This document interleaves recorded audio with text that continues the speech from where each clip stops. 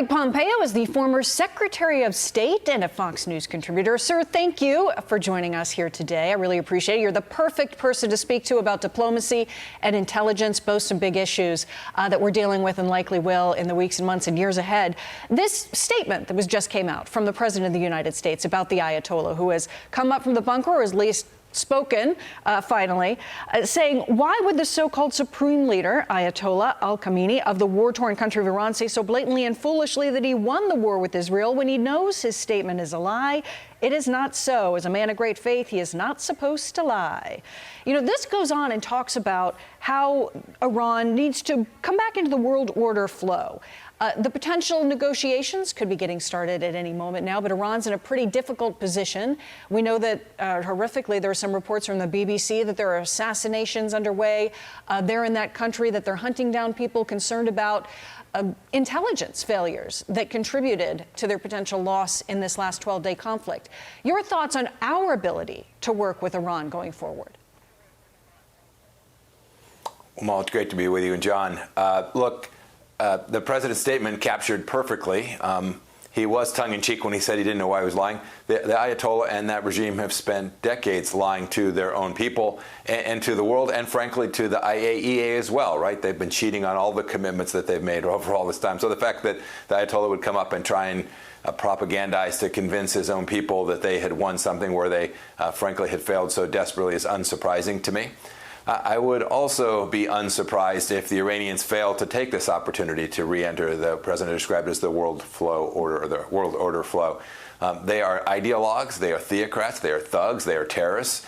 There is no reason to think that in spite of the fact that they are crippled, in spite of the fact that they have suffered defeats in Gaza, in southern Lebanon, in Syria, and now on their home turf, I suspect they will hew to their ideology until the last day that the regime is in place. You know, on that note, exactly what you're talking about, they're also mixed messaging within their own country. The Ayatollah saying that the strikes did nothing significant when he talks about their nuclear facilities, and that this foreign minister that does the majority of the speaking on the world stage talks about how there was serious damage inflicted.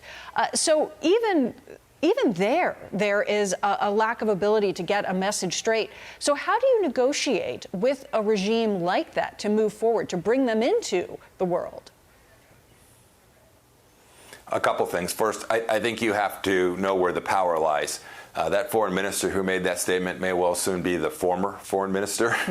As a result of that, you talked about the fact they're chasing people down inside the country. They are still the Ayatollah, the IRGC. The theocrats are still in charge. They still have the power. They still have the guns on the ground, and they are inflicting harm on their own citizens, reminding them, don't rise up, don't do the necessary so that you and your children's lives can be better. We're still in charge.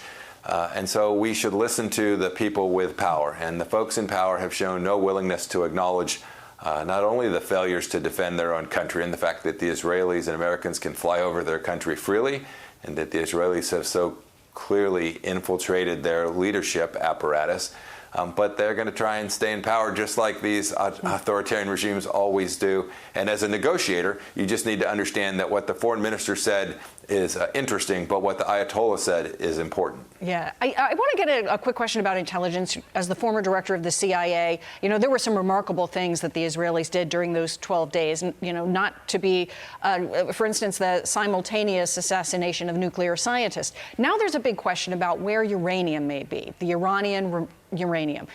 What is your thoughts, the likelihood that we or the Israelis know where that uranium is, given the intelligence and the operations that we saw going on over the course of those 12 days? Look, this is an important question. The Israelis have already made a few statements about what it is they think they know. They have really talented, very capable forces. I'm sure they have folks still on the ground spread widely throughout the country. I don't know that, but I suspect that to be true. But I will say these things are, when they get dispersed, they're hard to find. I have always believed that the Iranians had things going on that no intelligence agency was aware of. They would be at low scale, but cheating nonetheless on those agreements. I suspect they've hidden some of this stuff, not just in the last few days, but over the last years, so that they would retain some remnants of their capability.